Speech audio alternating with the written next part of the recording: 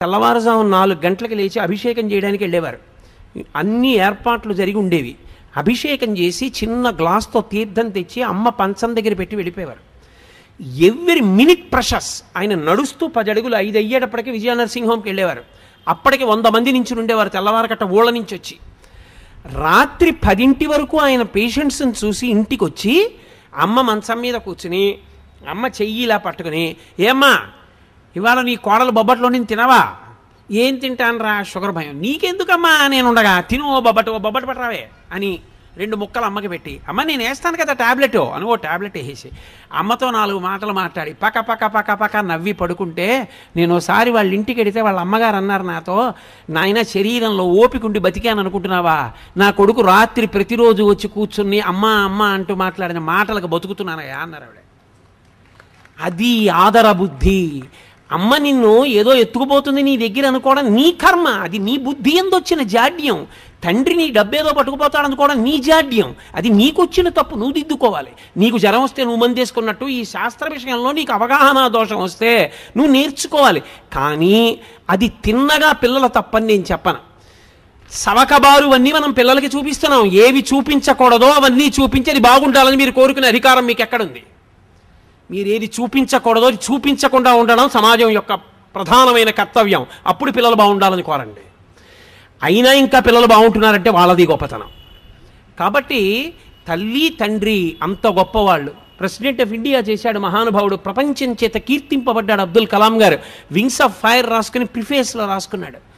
అమ్మ ఒకనాడు నేను రామేశ్వరంలో ఆకలితో ఉండి చదువుకుంటూ నీ దగ్గరికి వచ్చి చపాతీ పెట్టమంటే 2వ ప్రపంచ యుద్ధంలో గోధుమలు దొరకని రోజుల్లో నువ్వు నాకు వేడివేడిగా పొయ్యి మీద వేసి నా కడుపు నిండడానికి నువ్వు తినడం మానేసి నువ్వు పెట్టినటువంటి గోధుమ రొట్టెల వలన కలిగిన రక్తం చేత పొందినటువంటి ప్రేరణతో ఈ దేశ రక్షణ కొరకు ఉపగ్రహములను నిర్మించి భారత రాష్ట్రపతి అనిపించుకున్న ఈ అబ్దుల్ కలాం ఏదో ఒకనాడు ఈ శరీరాన్ని విడిచిపెట్టి నువ్వు ఉన్న చోటికొచ్చి నీ పాదములకు నమస్కరిస్తాడమ్మా, నీ పాదములకు ఈ పుస్తకం అంకితం అని రాసుకున్నారు.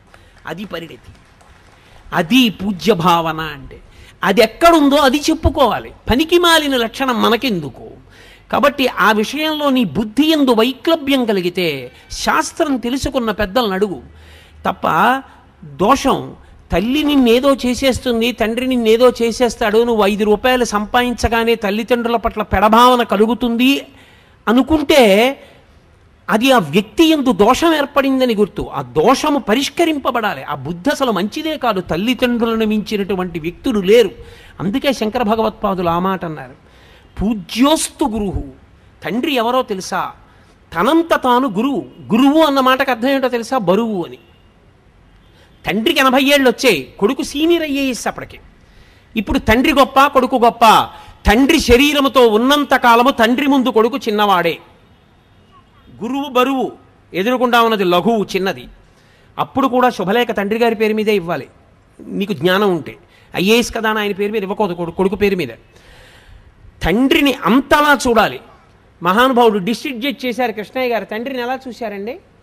నిజంగా ఎంత సంతోషపడిపోయేవాళ్ళం మనం ఆయన్ని చూసి. అటువంటి తండ్రులు అటువంటి కొడుకులు నాకు తెలుసు. కాబట్టి తండ్రి ఆయన పూజనీయుడైన గురువు. ఆయన నీకన్నా ఎప్పుడూ 4 ఆకులు తెలిసున్నవాడే. అందుకే శ్రీరామాయణంలో వాల్మీకి మహర్షి ఒక తీర్పు చెప్పారు. కొడుక్కి భార్యగా ఎవరుండాలో నిర్ణయం చేయగలిగిన అధికారి ఎవడు? తల్లి కూడా కాదు. ఎందుకో తెలుసా? తల్లిది అతి ప్రేమ. అతి ప్రేమ ఎక్కడుంటుందో శంక అక్కడ ఎక్కువైపోతుంది. అమ్మ రాశీభూతమైన ప్రేమ అన్నాను కదా. మీరు చూడండి, 8ంటికి ప్రైవేట్ నుంచి రావలసిన పిల్లాడు 8:30కు కూడా రాలేదనుకోండి, అమ్మ అంటుంది, ఏమండి వీడు ఆ సైకిల్ చక్రం బాగు చేయించుకోరా అంటే, బాగు చేయించుకోలేదు, ఏం అవ్వలేదు కదా అంటుంది. ఏం అవ్వలేదు కదా అంటే, వాడు దేన్నో గుద్ది పడిపోలేదు కదా, కాలు ఇరిగిపోలేదు కదా, చెయ్యి ఇరిగిపోలేదు కదా, నోటితో అందం. ప్రేమ ఎక్కడ ఎక్కువో శంక అక్కడ ఎక్కువ. అందుకే అమ్మ కోడల్ని నిర్ణయం చేయడంలో శంక ఎక్కువైపోతుంది. ఈ అమ్మాయి సుఖపెడుతుందా, మా ఇద్దరినీ కలిసి ఉండనిస్తుందా, అయ్యి బాబోయ్ ఏం చిచ్చెట్టేది కదా, ఎప్పుడూ శంక బెంగ ఎక్కువ కాదు. దక్షతతో ఆత్మావై పుత్రనామాసి, తన యొక్క తేజస్సే తన కొడుకు. ఆమె నా కొడుకుని సుఖపెట్టగలదు, కోడలిగా నా వంశోన్నతిని చెయ్యగలదు, మమ్మల్ని సంతోషపెట్టగలదు. ఆ కొడుకు మనోభావాన్ని అర్థం చేసుకుని కోడల్ని తేగలిగిన వాడు తండ్రి ఒక్కడే. అందుకే శ్రీరామాయణంలో చాలామంది అనుకుంటారు ఏదో శివధనుర్భంగం అయింది, రామచంద్రమూర్తి సీతమ్మని స్వీకరించాడు అనుకుంటారు. తప్పు. అయోధ్యకాండలో అనసూయమ్మతో చెప్పింది సీతమ్మ తల్లి, మా ఆయన నన్ను అలా పెళ్లి చేసుకోలేదమ్మా, శివధనుర్భంగం చేస్తే మా తండ్రి గారు జనక చక్రవర్తి గబగబా పూర్ణ కలశం పట్టుకుని వచ్చారు, పట్టుకొని వస్తే ఆయన ఏం స్వీకరించలేదు నన్ను. ఆయన అన్నాడు, అయోధ్యాయాః పితుశ్చందః అవిజ్ఞాయ పితుశ్చందః అయోధ్యాధిపతే ప్రభోః. నాకు ఎవరిల్లాలుగా ఉండాలో నిర్ణయించవలసిన వాడు నా తండ్రి. నన్ను చదివించినవాడు, వశిష్ఠుడి దగ్గర బుద్ధి నేర్పినవాడు, విశ్వామిత్రుడితో పంపినవాడు, నిరంతరం నా కొరకు పూజ చేసేవాడు, నా గురుకు ప్రార్థన చేసేవాడు అయిన నా తండ్రికి నా పక్కన ఎవరు భార్యగా ఉంటే సుఖపడతానో తెలియదా? ఆయన నిర్ణయిస్తే నాకు భార్య. శివధనస్సెందుకు భంగం చేశానంటావేమో, క్షత్రియుణ్ణి ఎక్కుపెట్టే. మా నాన్నగారిని పిలిచి మాట్లాడు, మా నాన్నగారు చేసుకోమంటే చేసుకుంటా, లేకపోతే నేను ఈమెని స్వీకరించానన్నాడు. ఆవిడ చెప్పింది అనసూయమ్మతో, అయోధ్యాయాః పితుశ్చందః, మా తండ్రి ఉన్నాడు, ఆయన ఒప్పుకోవాలి, ఒప్పుకుంటే చేసుకుంటా, లేకపోతే చేసుకోనన్నాడమ్మా మా ఆయన. అందరూ సీతాకళ్యాణం అంటే వెంటనే అయిపోయింది అనుకుంటారు. అప్పుడు మా నాన్న దశరథ మహారాజు గారికి కబురు చేశారు. దశరథ మహారాజు గారు పిల్లని చూసి చాలా బాగుంది అనలేదు, పిల్లని చూసి చాలా బాగుందని మామగారు అనకూడదు. ఆయన ఎవరు? పిల్ల అందచందాలు ఆయనకి ఎందుకు? పిల్ల యోగ్యత అంతే ఆయనకి కావలసింది. పిల్ల అందంగా ఉందనవలసిన వాడెవరు? కొడుకు. నువ్వు కోడల్ని కూతురులా చూడవలసిన వాడివి, పిల్ల బాగుందో బాగోలేదో నీకెందుకు? పిల్ల సంస్కారం మంచిదిరా, కుటుంబం మంచిదిరా, పిల్ల మనస్సు మంచిదిరా, అది నువ్వు పెద్దవాడిగా లెక్క కట్టవలసింది. ఇక పిల్లని నువ్వు ఇష్టపడతావా, చేసుకో. ఒరే ఇన్ని ఉన్నాయి కానీ ప్రధానమైన ప్రతిబంధకం ఒకటి ఉంది, దానివల్ల నువ్వు ఆమెతో కలిసి సంసారం చేస్తే సుఖపడవు, అందుకని వద్దులే. మనోకోణంలో తీర్పు చెప్తాడు తప్ప శరీరగతమైన అందం మామగారికి ఎందుకు? దోషభూయిష్టం. అసలు మామగారు పెళ్లి చూపులకు వెళ్ళి ఆ పిల్ల బాగుంది, ఆ పిల్ల అంగుళం పొడుగ్గా ఉంది, ఆ పిల్ల తెల్లగా ఉంది, నీకెందుకు అవన్నీ? నీ కోడలా ఎవరనుకుంటున్నావు? మహాపాతకం మూట కట్టుకోకల్లా నీకెందుకు ఆమె అందచందాలు? నీ కొడుకుని అడుగు, ఎవరా నీకు నచ్చిందా? ఆ నాన్నగారండి నాకు చాలా నచ్చిందండి, శాబాష్ పూర్ణం చేసుకో. నువ్వు సంస్కారం చూడు, అందచందాలు నీ కొడుకు చూడాలి. నువ్వు చూడకూడదు, నువ్వు చేసిన కొడుకు దగ్గరికి వెళ్ళి అమ్మాయి చాలా బాగుందిరా అంటావా? గడ్డి తినడానికి నీ వయసు దేనికది? అందుకోసం కాదు మామగారు, ఎవడు ఎలా ఉండాలో నేర్పింది శాస్త్రం. కాబట్టి అమ్మా మా ఆయన ఒప్పుకోలేదు. అప్పుడు రాముడు దశరథుడిని పిలిస్తే దశరథుడు ఏం చేశాడు? సీతమ్మని చూస్తానని సీతమ్మని చూసి బాగుందనలేదు. నేను చెప్తే నా గురించి గొప్ప అనుకుంటారు, ఇదిగో మా కులగురువుని తీసుకొచ్చా వశిష్ఠుడిని, వినండి మా వంశం గురించి అన్నాడు. వశిష్ఠుడు చెప్పాడు, ఉన్నవి లేనివి దోషాలు గుణాలు అన్నీ చెప్పాడు. అన్నీ మంచివే చెప్పలేదు. వీళ్ళ వంశంలో ఒక ఆయనకి కోపం ఎక్కువ, గురువునే శపించబోయాడు. అప్పుడు ఆ నీళ్లు ఆయన పాదాల మీద పడితే ఆయన కాళ్లే కాలిపోయి కల్మషపాదుడయ్యాడని చెప్పి అది కూడా చెప్పాడు. ఏం దాపరికం పెట్టుకోవాలా? జనకుడు తన వంశం తను చెప్పలా, పిలిచాడు పురోహితుణ్ణి, నువ్వు చెప్పవయా మా వంశం అన్నాడు. ఇప్పుడు ఆయన చెప్పాడు. ఇప్పుడు విశ్వామిత్రుడు వశిష్ఠుడు శతానందుడు నిర్ణయం చేశారు, ఈ రెండు వంశాలు ఒకరితో ఒకరు వియ్యవందొచ్చని. పెద్దలు నిర్ణయించినారు గాన శుభలేఖ మీద వేసి నువ్వు ప్రేమించడం కాదు, పెద్దలు నిర్ణయించాలి. అందుకని ఇప్పుడు దశరథుడు ఒప్పుకున్నాడు, మా ఆయన నన్ను స్వీకరించాడమ్మా అంది సీతమ్మ. రామాయణం జాతికి నడవడిక నేర్పినటువంటి కావ్యం. కాబట్టి తండ్రి ఆయన దృష్టికోణము ఎప్పుడూ ఒక్కటే, నువ్వు సంతోషం, నువ్వు సంతోషం, నువ్వు సుఖంగా ఉండడం, నువ్వు సంతోషం, అదొక్కటే ఆయనకు కావాలి. నువ్వు దుఃఖపడ్డం ఆయన ఒప్పుకోడు. అటువంటప్పుడు నీ దగ్గర డబ్బు తీసేసుకుంటాడు, నేనేదో చేసేస్తాడు. ఆయన జీతం గురించి, నీ జీతం గురించి ఆయనకి తెలిస్తే నువ్వేదో బెంగపెట్టేసుకోవాలని నువ్వు ఎందుకు అనుకుంటావు? అనుకోవద్దు. తండ్రి అయిన ఉత్తర క్షణంలో ఆ పురుషుని యందు ఆ లక్షణం ఏర్పడిపోతుంది. కొడుకుని సుఖపెట్టాలి వచ్చేస్తుందంటే ఆ లక్షణం. కాబట్టి ఇది తల్లిదండ్రుల యొక్క లక్షణం. అందుకే జన్మతః గురువెవరు అంటే తండ్రే. అక్షరాభ్యాసం అందుకే తండ్రితో చేయిస్తారు. అంత సుఖపడాలి, వృద్ధిలోకి రావాలన్న హృదయంతో చేయిస్తాడు. కాబట్టి కొడుకు వృద్ధిలోకి వస్తాడని ఏ కొడుకుకైనా అక్షరాభ్యాసం తండ్రి చేయించడమే వేదం అంగీకరించిన ప్రమాణము.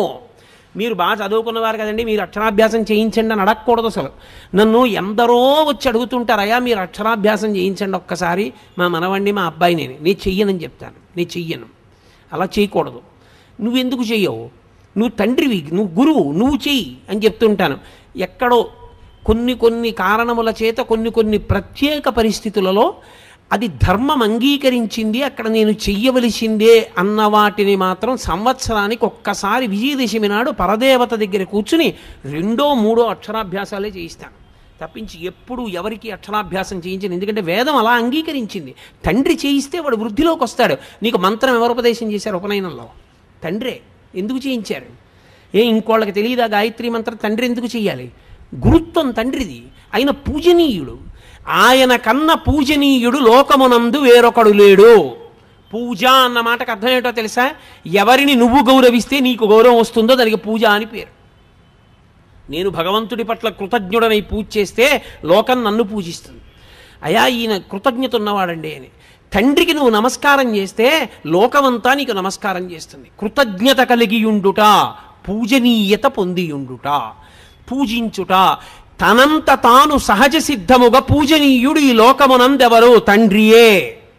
ఆయన ఏం చదువుకున్నాడు, ఎంత చదువుకున్నాడు, ఎంత డబ్బుంది, ఏం చేశాడు అనవసరం. నీకు తండ్రి పూజనీయుడు, అంతే శాస్త్రం. ఇప్పుడు మిగిలిన వాళ్ళు తండ్రి లేకపోతే అన్నగారిది. కానీ అన్నగారి ఎంత దోషం ఉన్నవాళ్ళు ఉంటారు లోకంలో. త్యాగరాజస్వామి వారి పెద్దన్నగారు లేడు, జపేశుడు ఉన్నాడు. నేను మొన్న తిరువాయూరు వెళితే ఇప్పుడు జపేశుని యొక్క వంశంలో వాళ్ళే అక్కడ అర్చకత్వం వహిస్తున్నారు. మేము 7వ తరం వాళ్ళమండి. అయ్యోయ్యో గురువుగారు మీరు వచ్చారా, రండి మా ఒకసారి త్యాగరాజస్వామి వారు తిరిగిన ఇల్లు అవి చూపిస్తామని పాపం తీసుకెళ్ళి చూపించారు. వేరు మాట అనుకోండి. కానీ అన్నగారు జపేశుడు తమ్ముడైన త్యాగరాజస్వామి వారిని ఎంతో బాధ పెట్టాడు. కానీ శాస్త్రం ఏమంటుందో తెలుసా? ఆయన తప్పు చేశాడు, ఆయన యందు దోషం. నువ్వు తమ్ముడు, అన్నగారి పట్ల నువ్వు తప్పు పట్టవద్దు.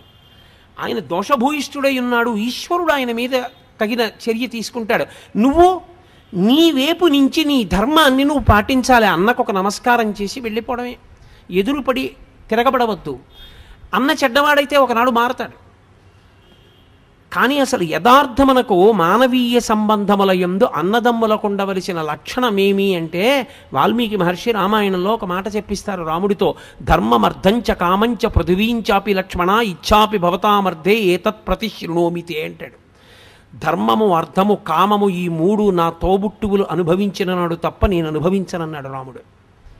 అది అందుకే చిట్ట చివర పట్టాభిషేకానికి విమానం దిగినప్పుడు క్షవరం చేయించుకోవయ్యా అంటే తమ్ముళ్ళ వంక చూశాడు. అడగకపోయినా అరణ్యవాసం చేయమని నా వెంట వచ్చి లక్ష్మణస్వామి జుత్తు చూడండి. రాజ్యం తల్లి తెచ్చి ఇచ్చినా అక్కర్లేదని నందిగ్రామంలో కూర్చుని మహానుభావుడు పాదుకలు సింహాసనం మీద పెట్టి పరిపాలించిన భరతుడి జుత్తు చూడండి. వాళ్ళు జుత్తు తీసుకోకుండా నేను జుత్తు ముందు తీసుకుని సహేగంగా తయారవనా? ముందు తమ్ముళ్ళకి తీయండి, తర్వాత నేను తీసుకుంటానన్నాడు. అది అన్నగారంటే. ఉండరా దోషభూయిష్టమైన అన్నదమ్ములు ఉంటారు, కానీ లోకంలో ఆదర్శవంతమైన అన్నదమ్ముల్ని తీసుకోవాలి. అందుకే శ్రీరామాయణ కావ్యం ఒక్కటే లోకమునకు ఎన్నో నేర్పుతుంది. మీరు చూడండి, వాలి సుగ్రీవుడు భార్యను కూడా వాలెత్తుకుపోతాడు. అదో అన్నదమ్ములు. వాలి చచ్చిపోయాడు, సుగ్రీవుడు మిగిలాడు.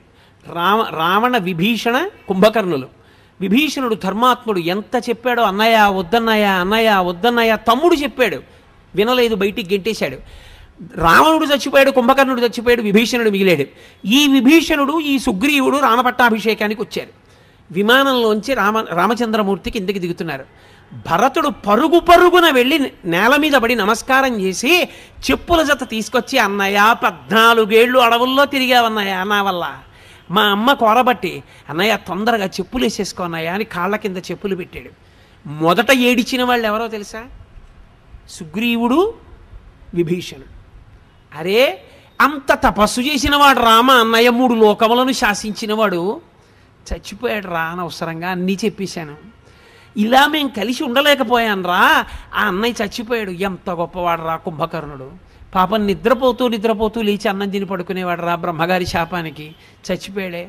కళ్ళొత్తుకున్నాడు. సుగ్రీవుడు, అరే ఇంద్రాంశలో పుట్టాడు మా అన్న, ఏడి చచ్చిపోయాడు అని తమ్ముడు కళ్ళొత్తుకున్నాడు. నువ్వు కలిసి ఉన్న అన్నదమ్ముల్ని చూసి నువ్వు ఏడిచే రోజు తెచ్చుకోకు. నువ్వు కూడా కలిసి ఉండడం జీవితంలో నేర్చుకో. కానీ ఒక్కటి మాత్రం నేను యథార్థం చెప్తున్నాను, ఇది చెప్పినంత తేలిక మాత్రం కాదు. ఎందుకో తెలుసా? అన్నగారు మహాధర్మాత్ముడైతే అన్నగారి మొహం చూడడానికి ఇష్టపడని తమ్ముళ్ళు నాకు తెలుసు. ఆయన మహాధర్మాత్ముడు. ఆయనే తమ్ముడు సొమ్మెత్తుకుపోయేవాడు, తమ్ముడు పాడైపోవాలని కోరుకునేవాడు కాదు. ఎప్పుడూ తమ్ముడు వృద్ధిలోకి రావాలని కోరుకునేవాడే. అయినా అన్నగారి ముఖం చూడని తమ్ముళ్ళు నాకు తెలుసు. తమ్ముడు చాలా యోగ్యుడే, కానీ తమ్ముడి ముఖం చూడని అన్నలు నాకు తెలుసు. అటువంటి వాళ్ళు మాత్రం నా ఎరుకలో ఉన్నారు. దీనికి పరిష్కారం ఎవరి చేతిలో ఉందని అడిగారు. తల్లిదండ్రులు చూస్తారు. వాళ్ళ తృప్తి కొరకు నువ్వు చెయ్యాలి. అందుకే ఎంత కొట్టుకు చచ్చిపోయినా ఒక్కసారి మాత్రం కలుసుకోమని చెప్పింది శాస్త్రం. అప్పుడు కూడా కలుసుకోకపోతే ఇక ఆ అన్నదమ్ములు మేము ఫలానా వారి కొడుకులవండి అని చెప్పుకోవడానికి అనర్హులు. తండ్రి కానీ తల్లి కానీ చనిపోయిన రోజు వస్తే అన్నదమ్ములు ఆ రోజున కలిసి ఆ ముందు పుట్టినవాడి చెయ్యి కింద పెట్టి వెనక పుట్టిన వాళ్ళు పైన చేతులు పెట్టాలి. అక్షయతృప్తి ద్వారా పునరావృత్తిరహిత శివసాయుజ్య సిద్ధ్యర్థం అని చెప్తూ నీళ్లు పోస్తాడు. ఆకరణ పుట్టినవాడు పోసిన నీళ్లు అక్షతలతో కలిపి పెద్దవాడి చేతి మించి కింద పడాలి. తండ్రి అప్పుడు వచ్చి చూస్తాట, అరే ఇద్దరిని కన్నాను, పెద్దవాడు తద్దినం పెడుతున్నాడు, నీళ్లు ఒడిచిపెడుతున్నాడు, వాడు రాడు, వీడు పిలవడు, వీడు బుద్ధి చెప్పలేదు, వీడు గట్టిగా చెప్పలేదు, వీడిది తప్పే అని ఏడుస్తూ పుచ్చుకుంటాట నీళ్లు. మరి 3 తరాలు ఉండద్దు దక్షిణ దిక్కున పితృస్థానంలో. కాబట్టి అన్నదమ్ములన్న వాళ్ళు తమని కన్నవాళ్ల యొక్క కనీస గౌరవాన్ని దృష్టిలో పెట్టుకున్నప్పుడు 50 ఏళ్ళు వచ్చేసాయి అన్నకి, ఎన్నాళ్ళు ఉంటాడు? మహా ఉంటే మీ ఇంట్లో ఉన్న ఆయుర్దాయాన్ని దృష్టిలో పెట్టుకున్నప్పుడు ఇంకో 15 ఏళ్ళు ఉంటాడు. ఇంకొక 15 సంవత్సరాలు ఆయన బతికితే ఆయన తెలివేసి ఉండేది 7.5 సంవత్సరాలు. ఒక రాత్రి నిద్రపోతాడు కాబట్టి 7.5 సంవత్సరాల్లో ఆయన ఏడాదికి మీ దగ్గరికి వచ్చి మాట్లాడితే ఏడాదికి 2 రోజులు కలుసుకుంటారు. కాబట్టి 7.5 సంవత్సరాల్లో 1/2 సంవత్సరం వదిలేసినా ఇక 14 రోజులు. 14 రోజులు అన్నాదమ్ముడు పక్క పక్కన కూర్చున్నా 14 రోజులు మాట్లాడుకోరుగా. ఆయన కాలకృత్యాలు ఆయనవి, ఆయన భోజనం అయింది, ఆయన సంసారం అయింది, ఆయన పనులు అయినవి, ఈయన పనులు ఈయనవి. తీసేస్తే సగానికి 3.5 రోజులు. ఇక 50 ఏళ్ళు వచ్చిన అన్నగారు తన తమ్ముడితో కలిపి ఈ జన్మకి మేము తల్లిదండ్రుల బిడ్డలమని మాట్లాడుకునేటటువంటి అవకాశం ఏమైనా మిగిలితే 65 ఏళ్ళు బతుకుతాడు. వాళ్ళ ఇంట్లో ఉన్న ఆయుర్దాయాన్ని లెక్క కట్టినప్పుడు అనుకుంటే ఇక వాళ్ళిద్దరూ కలిసి మాట్లాడుకునేది 3 రోజులు. 3 రోజులు మాట్లాడుకునే దానికి దేనికి మీ ఇద్దరు దెబ్బలాడుకుని అన్న ముఖం చూడని తమ్ముడి దగ్గరికి వెళ్ళలేని అన్నగా మారారు. సిగ్గుపడద్దు. అది ఆ అనుబంధాన్ని అర్థం చేసుకున్నప్పుడు ఎందుకు కలిసి ఉండలేవు నువ్వు? ఎందుకు సంతోషంగా ఎక్కడ మీ ఇద్దరికి అభిప్రాయ భేదం లేదో ఆ విషయాన్ని మీ ఇద్దరు మాట్లాడుకుని వెళ్ళిపోతే సరిపోయిందిగా. ఏది అభిప్రాయ భేదమో దానికి ఎందుకు చొక్కా పట్టుకుంటారు? ఏది ఇద్దరు కలిసి ఉండగలరు. నీకు దోసకాయ పప్పు ఇష్టం, అన్నయ్య వచ్చాడు దోసకాయ పప్పు ఇవే, అన్నయ్య నీకు దోసకాయ పప్పు ఇష్టం రా, ఇంకొంచెం వేసుకో అని తమ్ముడు గరిటితో ఇలా వేశాడు అనుకోండి. 50 ఏళ్ళు దాటిపోయిన అన్నగారికి తమ్ముడు అన్నయ్య నీకు దోసకాయ పప్పు ఇష్టం అన్నయ్య అని ఒక్క గరిటె దోసకాయ పప్పు వేస్తే అన్న పొందేటటువంటి ఆనందం మీరు ఆలోచించండి. చూడవే వాడంతా గుర్తుపెట్టుకుని దోసకాయ పప్పు ఏమన్నా నాకు దోసకాయ పప్పు వేసాడే ఎంత పొంగిపోతాడు. అది చాలు ఆయనకి ఏమైనా ఉంటే మారిపోవడానికి. అరే ఆ ఒక గరిటె దోసకాయ పప్పు అన్నయ్యని ఇంటికి పిలిచి పెట్టడానికి నీకు ఐశ్వర్యం పాడైపోయిందా? ఏమి నీ కర్మ? ఎందుకు దెబ్బలాడుకున్నావు? దేనికి మాట్లాడవు? ఇది మనస్సు యందు ఏర్పడినటువంటి దోషం. దీన్ని దిద్దుకోవాలి. 50 ఏళ్ళు వచ్చి నీకును 45 ఏళ్ళు వచ్చిన తమ్ముడికి ఎవరు పాఠం చెప్తారు? తెల్లవారు లేస్తే 50 మందికి నువ్వు చెప్తున్నావా? నీకెవరు చెప్తారు వచ్చి? ఇది కర్మ. దీన్ని మార్చుకోవాలి. మార్చుకుని మనసుని సంస్కరించుకోవలసి ఉంటుంది. అది లేనినాడు ఆ మానవీయ సంబంధములకు అర్థం లేదు. రాముడు ఏడిచాడు, బ్రహ్మాస్త్రం వేస్తే లక్ష్మణుడు పడిపోతే ఆయన ఏడిచిన ఏడుపు మీరు చదివితే రామాయణంలో అసలు మానవీయ సంబంధములకున్న అందం తెలుస్తుంది. ఆయన అన్నాడు, దేశే దేశే కళత్రాని దేశే దేశే చ బాంధవాః. ఒరే నాకు భార్య లేదని బాధ లేదురా, ఇంకో దేశం పెడితే నాకు పిల్లనిస్తారా, పెళ్ళం మళ్ళీ దొరుకుతుందంటే సీతమ్మని తక్కువ చేశాడని కాదు, భార్య దొరుకుతుందిరా.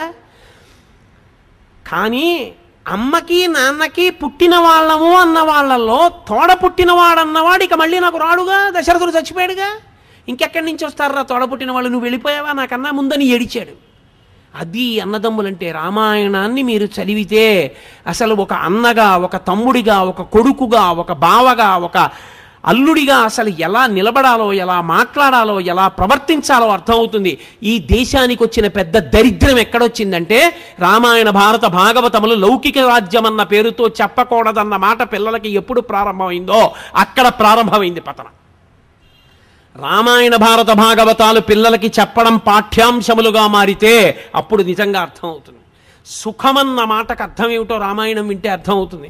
ఒక్క మాట అన్నాడు దశరథుడు, ఒరేయ్ నాన్న, నేను కైకమ్మకి మాట ఇచ్చానని కదా వెళ్ళిపోతున్నావు, ఒక్క పని చేయరా, నేను కైకమ్మకి మాట ఇచ్చాను, రాజ్యం తీసేసుకోమని అయిపోయిందిగా, నా పని అయిపోయింది, ఒక్క పని చేయి, రాజ్యం క్షత్రియ భోజ్యం, నేను 60,000 సంవత్సరముల వయస్సు పెద్దవాణ్ణి అయిపోయాను, నీ ముందు నిలబడి యుద్ధం చేయలేను, యుద్ధం చేసి బాణాలతో నన్ను కొట్టేసి బంధీకృతుణ్ణి చేసి కారాగారంలో పరేసి రాజ్యం తీసేసుకోరా, నేను కారాగారపు ఊచల్లోంచి నిన్ను చూస్తూ బతికేస్తాను రా, నిన్ను చూడకుండా ఉండలేను రా అన్నాడు. అది తండ్రి అంటే కొడుకన్న రామచంద్రమూర్తి అన్నారు, నాన్న, తండ్రిని సత్యవాక్య పరిపాలకుణ్ణి చేసి తండ్రిని ఊర్ధ్వలోకముల యందు నిలబెట్టినవాడు కొడుకు, అంతేగాని రాజ్యం కోసం అలా చేయనా, వద్దు నాన్న, ఎన్నాళ్ళు 14 ఏళ్ళు తిరిగి వచ్చేస్తానని వెళ్ళిపోయాడు. అది కొడుకు, అది తండ్రి. రామాయణం చెప్పకుండా చెప్తుంది రాముడంటే, తండ్రి అంటే ఏమిటో, కొడుకంటే ఏమిటో. తండ్రి ఎంత వెంపర్లాడతాడో రామాయణంలో ఒక మాట చెప్తాను మీకు. కౌసల్య వెళ్తోంది, రాముడు అక్కడ కొండ మీద ఉన్నాడని తెలిసి దర్భలు దక్షిణ దిక్కుకి కొసలుండేటట్టుగా పెట్టబడి దాని మీద గారపిండి ముద్దలు కనబడ్డాయి. కౌసల్య నేల మీద పడి గుండెలు బాదుకుని ఏడిచింది. నా కొడుకు రాముడు గారపిండి ముద్ద తింటున్నాడు, తినడానికి పళ్ళు కూడా లేవన్నమాట అంది. ఎలా తెలుసని అడిగారు. కొసలు దక్షిణ దిక్కుకున్నాయి అంటే తద్దినం పెట్టాడు. ఎవరికి పెడతాడు? తండ్రికి పెట్టాడు. చచ్చిపోయాడని తెలిసింది. తను ఏం తింటున్నాడో దాంతోనే తద్దినం పెట్టాలి. తండ్రి చనిపోయిన తరువాత కూడా కొడుకు ఏది తింటున్నాడో అంతకన్నా ఎక్కువ పెట్టమని అడగడం, అప్పు చేసి తద్దినం పెట్టమని కూడా అడగడం. అందుకే తండ్రికి తద్దినం పెట్టేటటువంటి మార్గం చెప్పింది. నువ్వు తద్దినం కూడా పెట్టలేకపోతే, నాన్నగారి తద్దినం కూడా పెట్టలేకపోతే, తద్దినం వచ్చిన తిథి నాడు మధ్యాహ్నం 12 గంటలకి లేచి నిలబడి గుమ్మం వంక 2 చేతులు ఇలా అంటే చాలు, తండ్రి సంతోషపడిపోయి ఆశీర్వచనం చేసి వెళ్ళిపోతాడు. నాన్నగారండి ఏమీ లేదు పెట్టడానికి అని ఇలా అంటే చాలు, ఆశీర్వచనం చేస్తాడని వేదం చెప్తోంది. అమావాస్య నాడు 12ంటికి అలా చెప్పమని చెప్పింది, పితృతిథి కాబట్టి. తండ్రి పెట్టమని అడిగేవాడు కాడు. తండ్రి నీకేదుందో దాంతో పెట్టు, అది శ్రాద్ధము. శ్రద్ధ, సా శ్రద్ధ కవితా సిద్ధి ఇలా వస్తూపలభ్యతే అంటారు శంకరులు. అది తండ్రితనం అంటే. శరీరం విడిచిపెట్టాక కూడా కొడుకు గురించి అలా ఆలోచిస్తాడు. నా కొడుకు గారపిండి ముద్దలు తింటున్నాడు, అందుకే గారపిండి ముద్దలతో తద్దినం పెట్టాడని ఏడిచింది కౌసల్య. రామాయణాన్ని రామాయణంగా మీరు చదవండి. మానవీయ సంబంధముల గురించి కోటేశ్వరరావు ఉపన్యాసం చెప్పక్కర్లేదు. రామాయణం చదువుకోకపోవడం, కోట్ల రూపాయల ఆస్తి ఉన్నా, ఇంట్లో ఎన్ని పనికిమాలిన వస్తువులున్నా శ్రీరామాయణం 7 కాండలు కనపడకపోవడమే జాతి దరిద్రానికి కారణం. శ్రీరామాయణం చదువుకోవడం అలవాటైతే నువ్వు ఎలా బ్రతకాలో అలా బ్రతకగలవు. నీకెవ్వరూ ఏమీ చెప్పక్కర్లేదు. ఒరే నాన్న నువ్వు ఇలా ఉండరా అని చెప్పక్కర్లా. మంచి కొడుకు, మంచి అల్లుడు, మంచి తమ్ముడు, మంచి అన్న, మంచి పౌరుడు అన్నీ నువ్వే. అది తల్లిదండ్రులంటే. కాబట్టి తల్లిదండ్రులను నింద చేయవద్దు. పరమ పూజనీయుడు తండ్రి. ఇంకింతకన్నా ఏం చెప్పాలి తండ్రి గురించి? ఎక్కడ శాస్త్రాలు తక్కువ చేసి చెప్పాయి. నువ్వు చదువుకోపోతే నీ తప్పు. శాస్త్రం మీదకి ఎందుకు నెడతావు? తల్లితో సమానమైన స్థానము తండ్రికి కల్పించలేదు అని నువ్వు తీర్పోటా మళ్ళీని. ఎక్కడా అలా చెప్పలేదు. అలా చెబితే నేను అంగీకరించను. ఎందుచేత? ఏ పురాణము, ఏ కావ్యము, ఏ స్మృతి, ఏ ఉపనిషత్తు అలా చెప్పలేదు. తండ్రి తండ్రే, తల్లి తల్లి. అలా ఇద్దరు ఉండకపోతే ఆ బండి నడవదు. అంతే. అలా నడవాలి అంటే వాళ్ళిద్దరి యందు అటువంటి లక్షణములతో వాళ్ళు సమైక్యం అయితేనే నిలబడుతుంది కుటుంబం. కాబట్టి అది తల్లిదండ్రులు. అది అర్థం చేసుకున్న నాడు నువ్వు వృద్ధిలోకి వస్తావు. ఇక వైదిక సంబంధము అని ఒకటి ఉంటుంది. సరే, నేను దాని గురించి ఇంకా ఎక్కువగా మాట్లాడితే ఎంతకని నేను మాట్లాడగలను. దేహ సంబంధం, పుట్టుకతో వచ్చే సంబంధాలు అవన్నీ, అన్న, తమ్ముడు, అక్క, చెల్లి, ఇవన్నీ తీసేస్తానండి అంటే మీరు తీసేయలేరు. పినతల్లి, పెదతండ్రి అంతే, ఆ పుట్టుకతో వచ్చేసింది. వైదిక సంబంధము వేదము వలన ముడిపడుతుంది. ఆ సంబంధం వేదమును ప్రమాణము చేసుకుని ముడిపడుతుంది. అందుకే అగ్నిసాక్షిగా అంటారు. పెళ్ళి అగ్నిసాక్షిగా ఎందుకో తెలుసా? కన్యాదాత గారు కాదు పిల్లనిచ్చేది, అగ్ని ఇస్తాడు. అగ్ని ఇస్తే నువ్వు పుచ్చుకున్నావు కాబట్టి వృద్ధి. అందుకే అర్ధరాత్రి 1 గంటకి సుముహూర్తం పూర్తయినా ప్రధాన హోమం చేయించేస్తారు. వివాహమునందు బాగా జ్ఞాపకం పెట్టుకోండి నేను చెప్పే మాట. వివాహమునందు 3 ఏకం చేస్తారు. ఈ 3 ఏకం చేసిన కారణం చేత ఇద్దరు ఒకటవుతారు. ఏ 3 ఏకం చేస్తారు అని అడిగారు. వేదమంత్రములను ప్రమాణముగా, వేదమును సాక్ష్యముగా, అగ్నిహోత్రుణ్ణి ప్రధానమైన దేవతగా స్వీకరించి 3 కలుపుతారు. ఏకపాత్రా భోజనము, పెళ్ళైన రోజు కాదు, యథార్థమునకు భర్త తిన్న విస్తట్లో భార్య తినేది పూర్వం. నాకు బాగా తెలుసు. పత్నీభాగం అని బూరె తిని చాలా బాగుందనుకోండి బూరి, ఆయన రెండో బూరె వేయమని నెయ్యి వేయించుకొని బూరి సగం తిని వదిలిపెడతాడు. అర్థం ఏమిటో తెలుసా? చాలా బాగుంది బూరి, నీకోసం వదిలేను. ఆ ప్రేమతో కలగలుపుకుని తింటుంది భార్య ఆ విస్తట్లో. అందరి పత్ని భాగం వదిలేడండి ఆయన అని వెటకారం ఆడతారు ఇప్పటికీ. ఓ బూరి మొక్క వదిలేశాను అనుకోండి నేను విస్తట్లో, దాని అర్థం ఏమిటంటే, ఏమో బూరి చాలా బాగుందో నువ్వు తిను అని 10 మందిలో అనలేక నేను వదిలేస్తే ఆ విస్తట్లోనే అన్నం పెట్టుకున్నప్పుడు ఆ బూరి గుర్తు అన్నమాట. 2 బూర్లు తినడానికి అన్నం తక్కువ తిను, బూర్లు బాగున్నాయి ఇవాళ అని. అందుకని ఏకపాత్రా భోజనము, పెళ్ళైన రోజు 2 పాత్రలలో భోజనం చేయరు, ఒక్క పాత్రలోనే వడ్డించి ఇద్దరిని భోజనం చేయమంటారు. ఒక విస్తరి. ఏక వస్త్రధారణము, ఇద్దరు కలిపి ఒక బట్టే కట్టుకోవాలి. అది ఎలా? అసహ్యంగా ఉండదు సభాముఖంగా. అందులో యథార్థములకు 3 రోజులు చేయాలి పెళ్ళి. 3 రోజులు పెళ్లి చేసినప్పుడు మంగళస్నానం అని చేయిస్తారు పీటల మీద తీసుకొచ్చేటప్పుడు. ఏ మంగళ స్నానం చేశారో ఆ మంగళ స్నానం చేసిన బట్టలతోటే 3 రోజులు ఉండాలి, ఇక మధ్యలో స్నానం చేయకూడదు. మంగళ స్నానం అని ఎందుకు పిలుస్తారంటే, మంగళ స్నానం వేదమంత్రం లేకుండా చేయించిన పార్వతీ పరమేశ్వరులు ఆవహిస్తారు పెళ్లి కొడుకుని పెళ్లి కూతురు. అందుకని వాళ్ళు నిత్యశుద్ధులు. ఎవరైనా జ్ఞాతి చచ్చిపోయినా ఇక వాళ్ళకి అశౌచం రాదు, 3 రోజులు నిలబడుతుంది అది. కాబట్టి 3 రోజులు ఇక స్నానం చేయరు. ఏకవస్త్రం ఎలా కట్టుకుంటారు? ఇద్దరు కలిపో బట్ట ఎలా కుదురుతుంది? అందుకని ఆమె బట్ట ఈమె బట్ట కొంగులు ముడి వేసేస్తారు. బ్రహ్మముడి పడిందిరా అంటారు. బ్రహ్మముడి పడిందిరా అంటే ఒక బట్ట కట్టుకున్నారు, ఒక పాత్ర యందు భోజనం చేశారు, అన్యోన్యంగా బతికిన దంపతులకి తాంబూలం ఇచ్చి ఏకశయ్యాగతులు అవుతారు. ఈ 3 ఏకమవడం బయట మీ ఇద్దరూ ఏకమై ఉండడం కాదు, మీ మనసులు కూడా అలా ఏకమవ్వాలని చెప్పడానికి అఘోర చక్షుహు అన్న మంత్రం చెప్తూ సుముహూర్తానికి ఒకరి కందులలో ఒకరు చూసుకుని జీలకర్ర బెల్లం పెట్టుకుంటారు. జీలకర్ర బెల్లం ఎందుకు పెట్టుకోవడం అంటే, జీలకర్ర మంగళద్రవ్యం, బెల్లం నిలవ దోషం లేని పదార్థం. రెండిటినీ కలిపి నూరితే అందులోంచి ధనాత్మక విద్యుత్ వస్తుంది. అది బ్రహ్మస్థానమునందు పెట్టుకుంటే ఇద్దరి మధ్య అన్యోన్యత అంకురిస్తుంది. నేను ఇలా అన్నానని అనుకోకండి, షష్ఠి పూర్తి అయిపోయింది ఆయనకి. ఆవిడ లోకం దృష్టిలో అమ్మమ్మ అయిందేమో, ఈయనకి మాత్రం కొత్త పెళ్లి కూతురులాగే ఉంటుంది. అలా ఉండాలనే వేదమంత్రం చెప్పింది. అందుకే తాళి కట్టేటప్పుడు కాడి పెట్టి నీళ్లు పోస్తారు. హరదత్తాచార్యులు వారు వ్యాఖ్యానం చేశారు, చర్మవ్యాధులు వచ్చి ఒంటి మీద మచ్చలు వస్తే భర్తకి భార్య యందు అనురక్తి పోతుంది.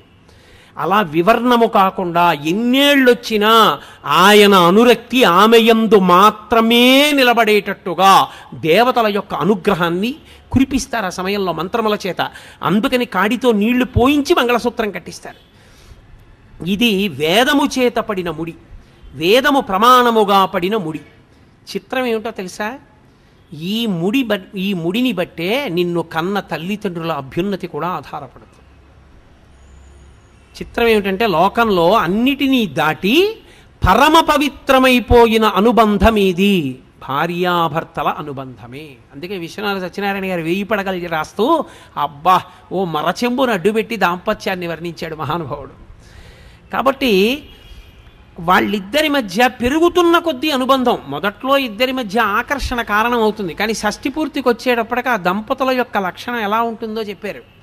అసలే అది కొత్తపల్లి కొబ్బరి మామిడి పండు మా గోదావరి జిల్లాలో దొరుకుతుంది. అబ్బో ఎంత రుచో! అది ముగ్గిపోయింది సువాసన. ఏదో పరక మామిడి పళ్ళు కొన్నాడు, 13 మామిడి పళ్ళు తెచ్చి పైన గడ్డేసి సర్దుతున్నాడు. కింద తేనె జాడి ఉంది, రోజు శివానికి అభిషేకం చేసుకోవడానికి పుట్ట తేనె తెచ్చాడు, అక్కడ పెట్టాడు. ఈ 13 పళ్ళు పేరుస్తుండగా ఓ పండు జారి టపుక్కుని నేతి జాడీలో పడిపోయింది. ఆయన చూసుకోలేదు, ఇలా చూసి పళ్ళన్నీ తీసి పైన పేర్చాడు. 12 ఇచ్చాడు. చూసావా ధూర్తుడు, నేను లెక్క పెట్టలేదు, 13వ పండు పోయింది, వాడు ఇవ్వలేదు అనుకున్నాడు. సరే 12 పళ్ళు తినేశాడు. ఇక సోమవారం అభిషేకం చేస్తాడు. 2 సోమవారాలు ఊళ్ళో లేడు. 3వ సోమవారం వచ్చి అభిషేకం చేద్దామని నేతి జాడీలో పాత్ర ముంచాడు. ఇప్పుడు అందులోంచి మామిడి పండు పైకి వచ్చింది. అసలే కొత్తపల్లి కొబ్బరి, దాని మీద ముగ్గిపోయింది. 2 వారాలు తేనెలో ఉండిపోయింది. ఇప్పుడు దాని రుచికి కొత్తపల్లి కొబ్బరి ముగ్గని పండుకి సామ్యం ఉంటుందా? షష్ఠి పూర్తి నాటి అనుబంధం అది. అప్పటికి ఆయన అంటాడు, ఇంత పిచ్చిది ఏమిటో పర్వాలేదులేండి, కొడుకు జాగ్రత్తగా చూస్తాడు అంటాడు. ఆవిడంటుంది, మహానుభావుడు మళ్ళీ జన్మంటూ ఉంటే ఆయనకే ఇల్లాలవ్వాలంట. అప్పటికి ఆ అనుబంధంలో ఉన్న పవిత్రత అది. కాబట్టి ఆ భార్యాభర్తల సంబంధం ఉందే అసలు అద్వితీయం. అనసూయమ్మ రామాయణంలో మాట ఉంది, అమ్మా నేను నీతో ఒక మాట చెప్తానని సీతమ్మతో చెప్తూ అంది, అనుశిష్టాం, నేను లోకంలో అత్యంత గొప్ప వ్యక్తి అని చెప్పదగిన వాడంటూ ఉంటే కృతమిహావ్యయం అంది. రాశీభూతమైన తపస్సెవరో తెలుసా? భర్తయే. ఆమెకి ఏం తెలుసు ఏం తెలీదు అనవసరం, ఆయన ఇల్లాలు గౌరవం అంతే.